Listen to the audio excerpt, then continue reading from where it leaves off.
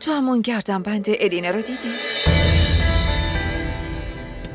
آره دیدم. یادته تو عروسی این گردنبند پاره شده بود و ما بردیمش طلا فروشی تعمیرش کنه. این گردنبند دقیقاً همونه. آخه این چطور ممکنه؟ این دیگه یعنی چی؟ من دارم بهت میگم شهزاد این همون گردنبنده. ولی الان چطور گردن الیناست؟ بگو. آخه چرا همینجوری ساکت وایسادی؟ الان وقت ساکت موندن نیست شهزاد. تو باید خودتو عوض کنی. عوض کن و مثل یه آدم قوی یه تصمیم قاطعانه بگیر. من نباید می آمدم.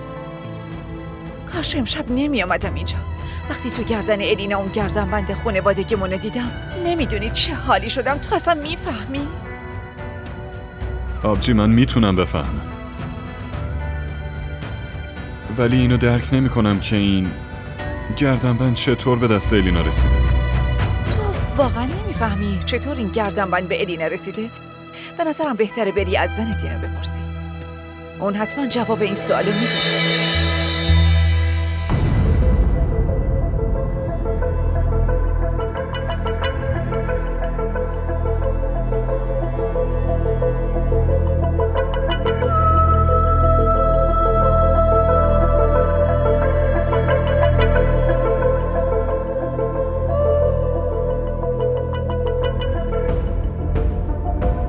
سلام عزیزم.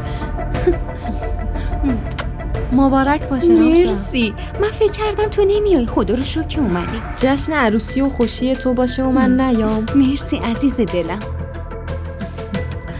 ببین این گردنبند تو گردن الینا چقدر قشنگ به نظر میرسه. آره راست میگی. الینا چیزای خیلی شیکی داره، ولی این هم شیکه هم خیلی گرونه. به آدمش هم بستگی داره. اگه من اینو گردنم مینداختم اینقدر به هم نمیومد، ولی ببین به الینا چقدر میاد. عزیزم اینجوری نگو دیگه. تو هم خیلی ماهی. عزیزم خدا رو شکر این گردنبند از خودشونه. تقریبا مرده بودی هنا. مگه فقط یه دونه از این گردنبند تو دنیا هست.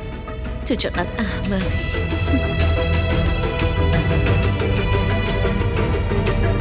آی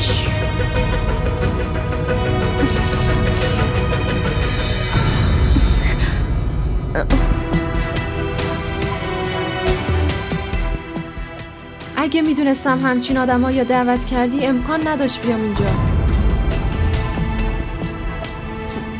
یعنی چی آکسا؟ من اصلا نمیفهمم چی داری میگی.